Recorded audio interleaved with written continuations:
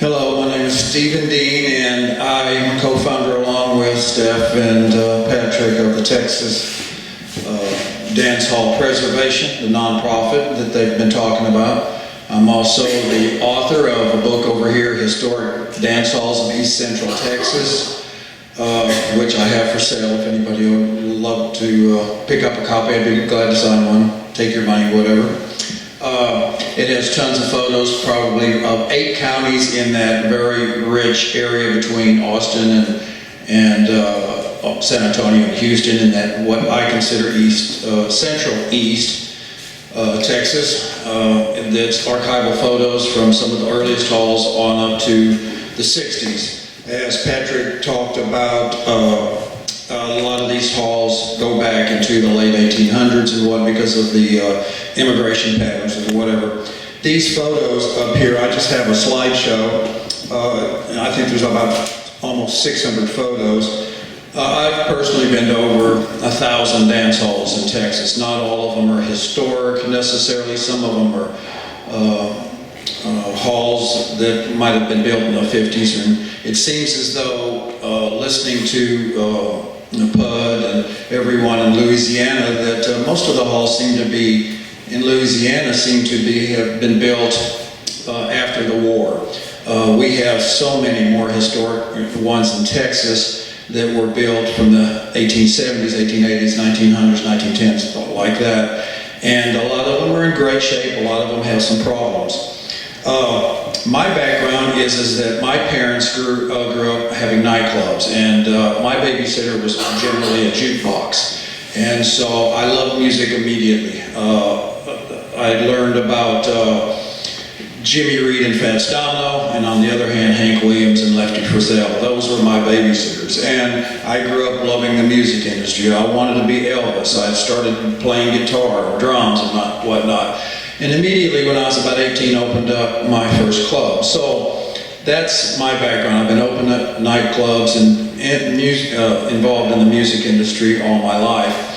And so once I moved down to Austin from Dallas, I started hearing about dance halls, and I decided, well, I need to start checking these out. I haven't really been, because a lot of the dance halls weren't on the front pages of the newspaper. You didn't hear about them as much as you did the urban halls where everybody was hanging out and stuff. And so I started going out and started seeing them in the back roads and having a great time, started taking pictures.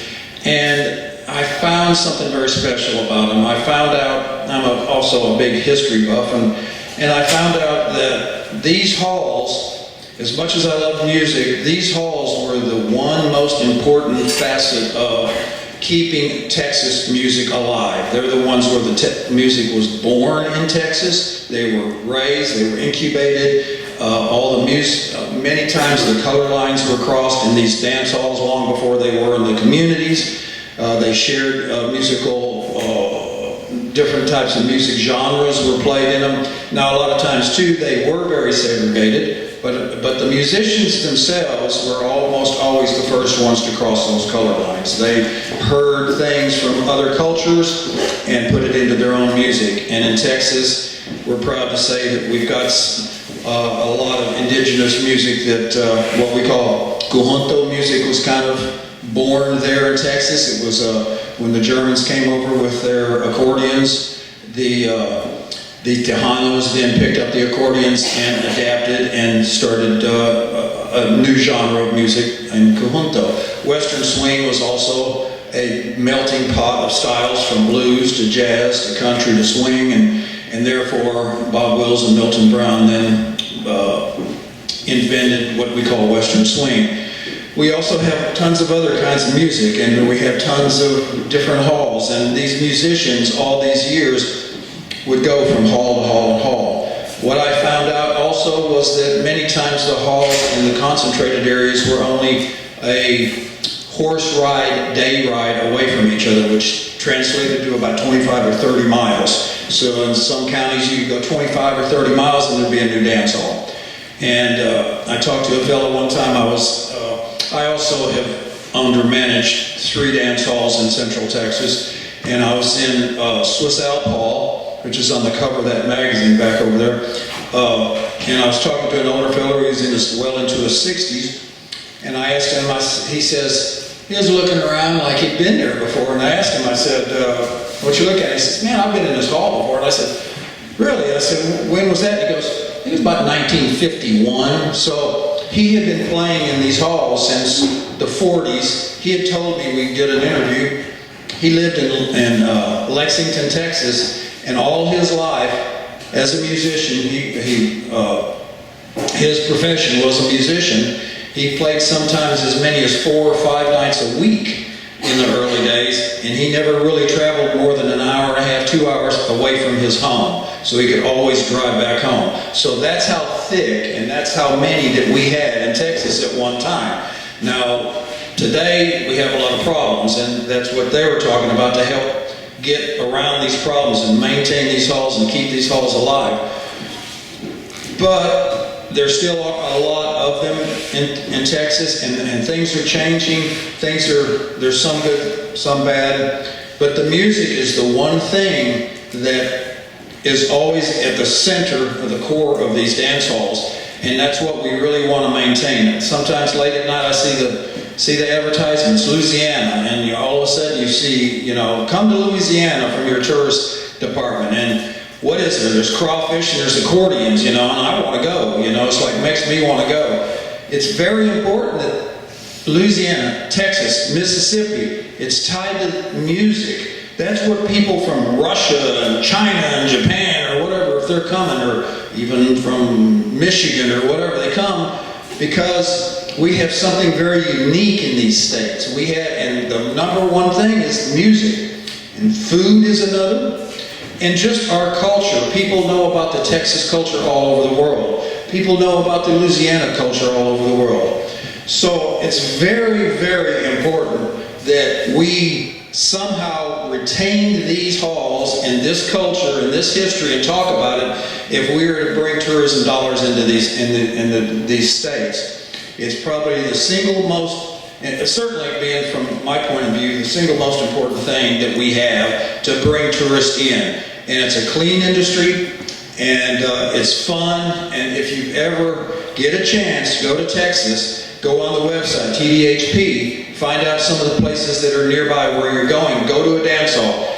You go in and you step on these dance floors, you see those windows are open, the beautiful air is coming in, there's great music, there's food and there's fellowship, there's people, there's families, there's multi-generational. Like Pud talked about over here, I guess y'all in Louisiana are just a lot meaner or something, I don't know, but back where we are, when music was involved, there was never any problems. There's not any fights. They were family.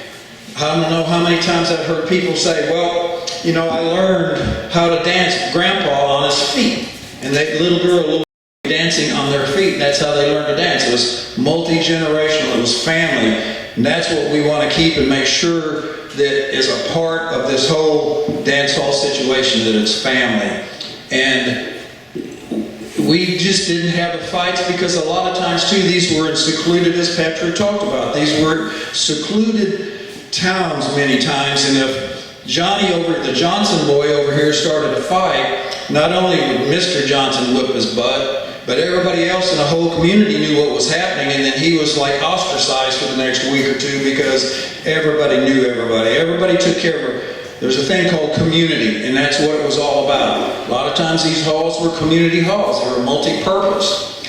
But what happened was, after they were built for many times, the dancing and the music took over as the primary object in these dance halls. And so there was a golden age, but and things are not, now we've got social media, we've got TVs, we've got cars, we've got big cities. A lot of people have moved off into the big cities for their careers, for college, families. But we're also seeing the resurgence of people now moving back towards the halls in the old ways and getting out of the big cities and stuff.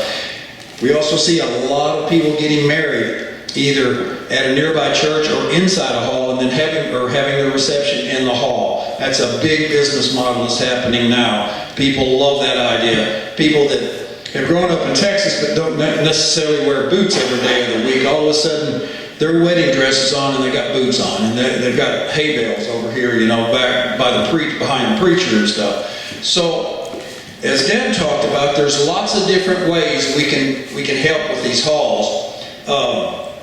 There's also a very big problem, and what I see is probably one of the biggest problems in the Texas dance halls is that a lot of the times the people that started with the halls or have possession of the halls become older. They don't want to change. Well, you know, I don't like change either. I really don't. But in order to keep a business afloat, you do have to change with the times, and you have to involve the young people.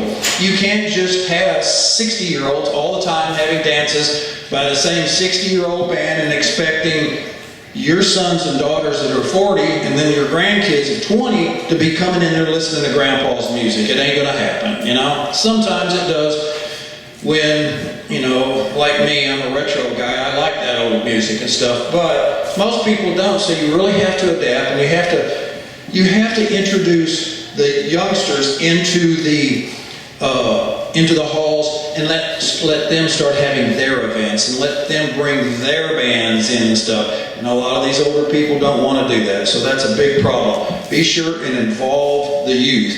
Get the youth involved. And they also, being the older generation, they're very slow to accept social media, and so therefore you try to find out who's playing or something. You might want, well, how do you do that? Well, you got to drive 60 miles to the hall just to find out who's playing, or if nobody's playing. There's one particular hall that I called one time.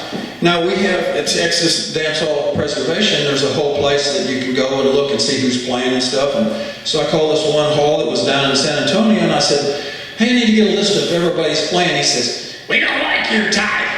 You know, it's like, I'm trying to help you. You don't like our type? He didn't want to talk to us because I was an outsider and I wasn't there every week picking up the little thing that said who was playing next week. So the older people really need to adapt. Of course, they called us a year later and asked us for help, like, because they needed sprinkler systems, wanted to raise money, but, you know, all of a sudden our type is all right. And by the way, I don't have a clock, and I don't know how long I run, so somebody give me a 2-minute warning or something after a while. But again, I can't stress about how instrumental these halls were in forging the Texas identity, particularly with music. There was also a lot of these halls, these Germans, these Czechs, these early settlers brought a way of life with them, and it was a joyous life. It was a hard-working life. Many of them came over and worked very, very hard to get where they were. Many of them died along the way. And they needed a day to relax, a day to celebrate, a day to cast off all their work and all the hard toils that they had had. And generally that was Saturday night.